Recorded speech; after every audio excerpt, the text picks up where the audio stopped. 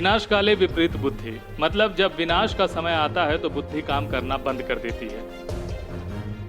नेपाल के साथ भी इन दिनों कुछ ऐसा ही हो रहा है। नेपाल की कम्युनिस्ट सरकार आज चीन की शह पर भारत से टकराने की सोच रही है।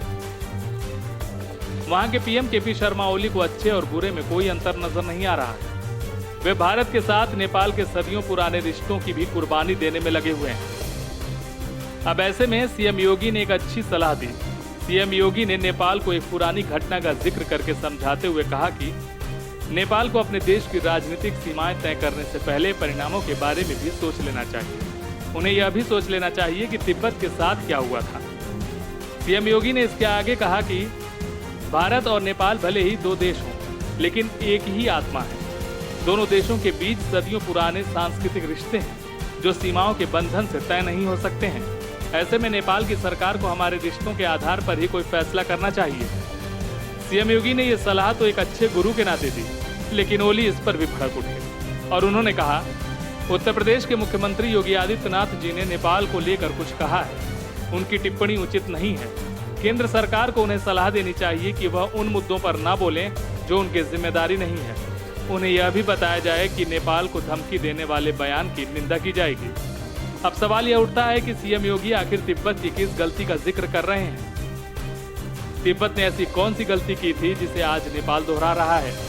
तो उसके लिए इतिहास में थोड़ा पीछे चलना पड़ेगा। कभी नेपाल के गोरखा लड़ाकों ने तिब्बत पर कब्जा कर लिया था। नेपाल से हार का बदला लेने के लिए तिब्बत के दलाई लामा ने चीन से दोस्ती कर ली। चीन की सहायता से तिब्बत ने नेपाल को टैक्स देना बंद कर दिया। उसे हर जाने से तो मुक्ति मिल गई, लेकिन धीरे धीरे वो चीन के चंगुल में फंसता गया। 1951 में चीन ने तिब्बत पर कब्जा कर लिया। इस हमले में 80,000 तिब्बती मारे गए। 25,000 से ज्यादा लोगों को चीनी जेलों में डाला गया। उन्हें अमानवीय यातनाएं दी गई। तिब्बती संस्कृति को नष्ट करने के लिए 50 लाख चीनियों को तिब्बत में बसाने की योजना बनी। तिब्बत की 27% आबादी का चीन ने सफाया कर दिया। चीन की माओवादी सरकार ने भिक्षुओं को भीतरघाती, आवारा और लाल रंग का चोर कहा।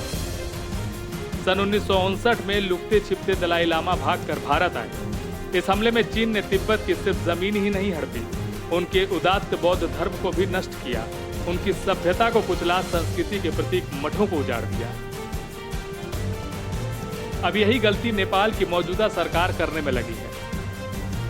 वो इतिहास से कुछ भी सीखने को तैयार नहीं है और भारत के साथ संबंध खराब करने पर उतारू है, जबकि लाखों नेपाली भारत में रह रहे हैं, दिल्ली, मुंबई जैसे शहरों में नौकरी कर रहे हैं।